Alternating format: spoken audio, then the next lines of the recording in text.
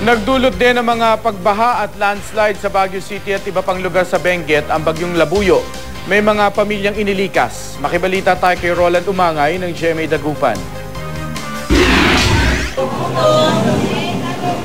Maagang nagsibalikan sa kani-kanilang pwesto ang mga tendero-tendera sa palengke ng Baguio City kaninang umaga.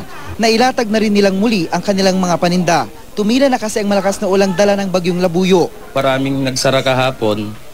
So ngayon maaga tayong nagbukas para makabawi tayo ng silogi tayo kahapon eh. So ngayon nagbukas kami ulit para makabawi tayo sa paninda. Sana tumigil na yung ulan saka hangin para makatinda kami. Panakanakang pag-ulan na lang ang nararanasan ngayon sa lungsod. Pero kahapon, tila nagsasayawan ng mga puno dahil sa malakas na hangin at ulan. Nagsitumbahan din ang ilang poste ng kuryente. Sa Barangay Irisan, natabunan ng gumuhong lupa ang isang bahay sa kasagsagan ng malakas na ulan. Gumuho rin ang ilang bahagi ng riprap sa Upper San Carlos Heights. Nangangamba ngayon ng ilang residenteng baka bumigay na rin ang kanilang mga bahay dahil sa pagguho ng riprap.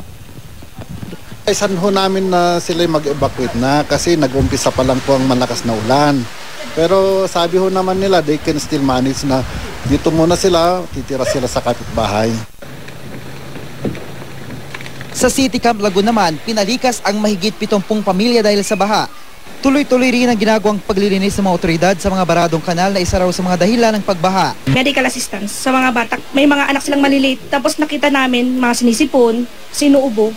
Naapektuhan din ng bagyo ang turismo sa lungsod. Ang mga gamikan sa Ligardad Session Road naging matamlay sa buong Magdamag. Naperwisyo rin ng bagyo ang mga taga-Benguet. Sa Barangay Santo Tomas, Tuba, gumuho ang lupa sa ilang bahagi ng bundok. Isang residente ang namatay matapos matabunan. Roland Umangay, Nagbabalita, Pilipinas.